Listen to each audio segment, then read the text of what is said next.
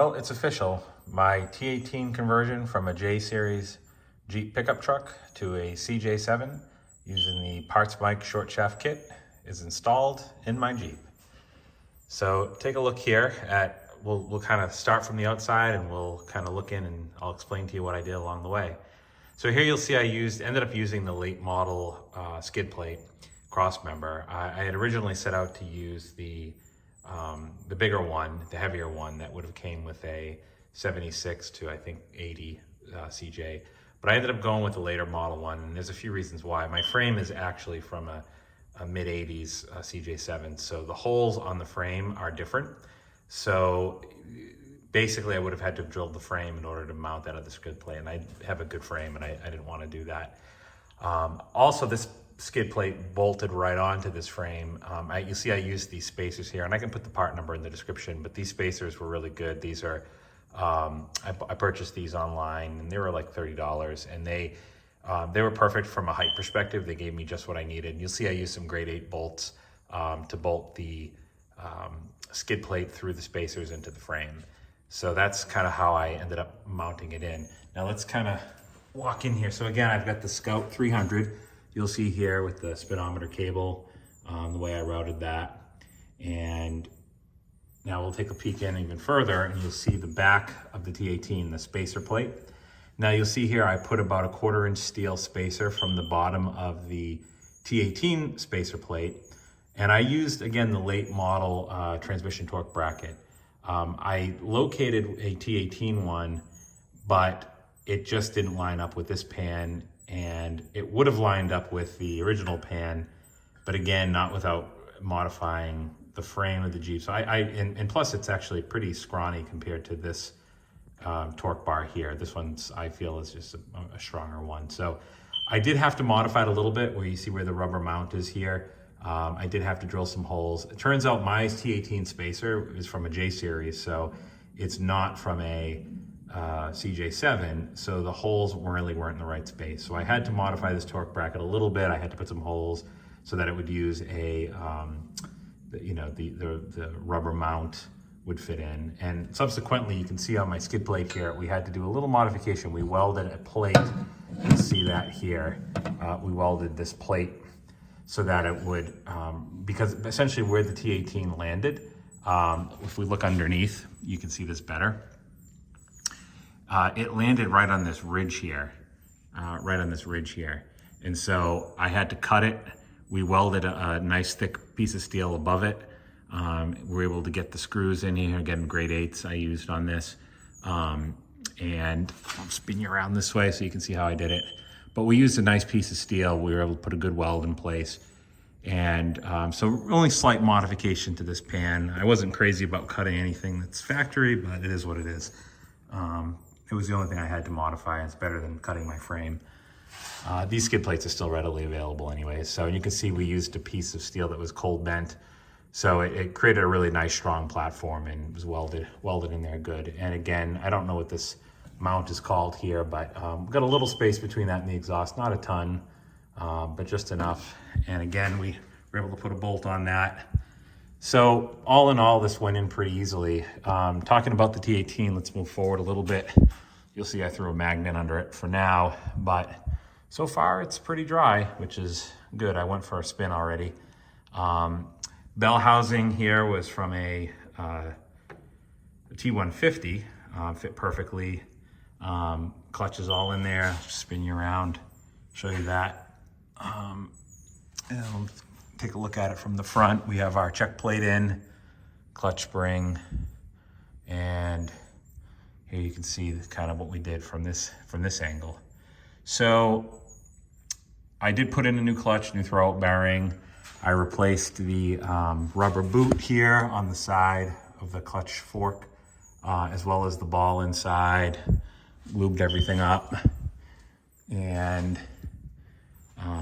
yeah, that's pretty much what I did. So again, we have the Scout 300 bolted right on. That part was pretty easy, actually. And from a drive shaft perspective, what I pulled out of this Jeep was so it's a 304 V8 with had a T176 and a Dana 300 Jeep on it.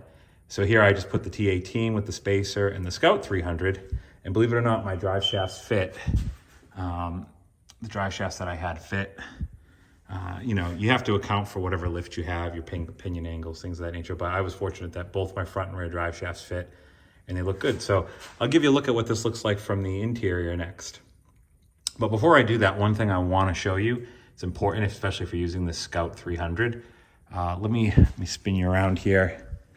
Okay, you'll notice I had to cut, let's see if I can get you in there. Okay, I had to put a hole in the body. And that really pained me to do. But you see that pin up there by the shifter? That pin has to slide out. And there's no way without dropping the drivetrain that you wouldn't be able to slide that pin out and move the shifter. And I'm gonna have to move the shifter in and out a bunch to bend it appropriately. You'll see that when we get up there.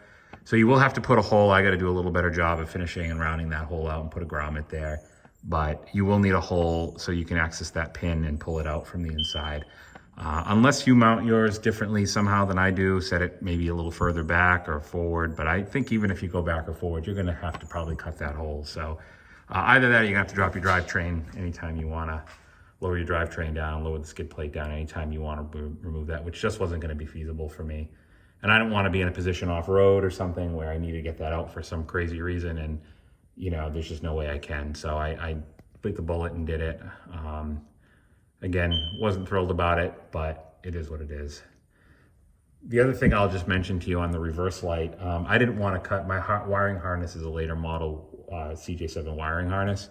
I didn't want to cut it, so I just adapted it. I put some, basically just used some wire crimps and added onto it for my reverse light on the transmission so that I didn't have to cut the factory wires in case I ever go back to a T176 or something else. At least the harness isn't damaged. So I can show you that when we get up top.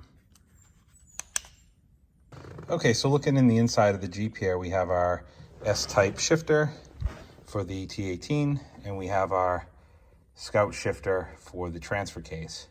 You'll notice with the center console that I have, right now the Scout transfer case is in two-wheel drive. And we're pretty close here to the cup holder. I can actually go into 4-low. It's not much further back. I can go into 4-low, and this sort of lines right into the hole here. So I got to bend. You see there's kind of some curves and bends. I'm going to straighten this out a little bit more. When I'm in 4-high, it actually lands about here somewhere. So I have some room before I would hit any of this stuff. So I'm going to bend this forward, this shifter forward a little bit. And then you can see it's kind of also bent a little bit to the side. That's just the way they were. I'm going to try to straighten it out a little bit. So this shifter just needs a little bit of modification to it. The T18 shifter, I have full range, so I'm able to get pretty much everywhere here. Second gear, here's first gear. I'm up here, but I have plenty of room. Third gear, fourth gear.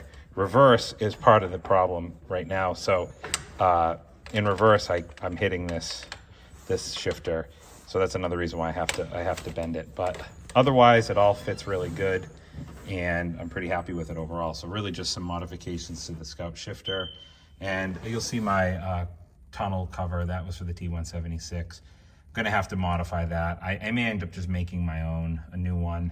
I'd love to see if I could get away with using the boots as well for the 176. I'm not sure if that'll be possible, but I don't think so, but I'm gonna at least investigate it and see what that looks like. But I'll probably make my own cover and kind of go from there. But at this point, you know, the project's pretty much done. I did take it out for a ride. I'll maybe throw that in the video. I was able to crawl up a hill and really great in my first gear, 632-1. And the Scout 300 is a little lower than the Jeep 300s were as well, so you get a little bit more in your 4-low. I think my first gear in 4-low is around 70-1, something like that. 456 gears in the back. But anyway, I'm happy with it. Shift's great. Everything seems to be working really well from that perspective. So overall, I'd call this a successful swap. Just definitely threw me a few curveballs. You'll see some of my other videos with bearings on the T18 and snap rings and using a press versus heating the bearings up. I would definitely heat the bearings up. That's where I had my success. Outside of that, really just patience and putting it all together. The skid plate was really the next big challenge. figuring that out and getting that squared away. But once we got that in place, you know, everything went together pretty quickly. So the shifter is the last piece. Anyway, if you have any questions, if you're ever trying to do this conversion, please reach out to me. I'm happy to learn a ton of stuff along the way. So happy to share what I've learned with you. Hope you enjoyed watching, and here's some action of me driving along in the Jeep. And here we go with the T18 in the Scout 300 in gear. First gear or low.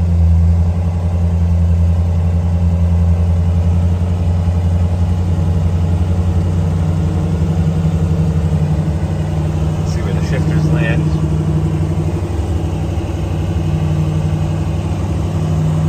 Our Scout 300 is in 4 low. T18 is in first gear. We're not going very fast. That was the whole point.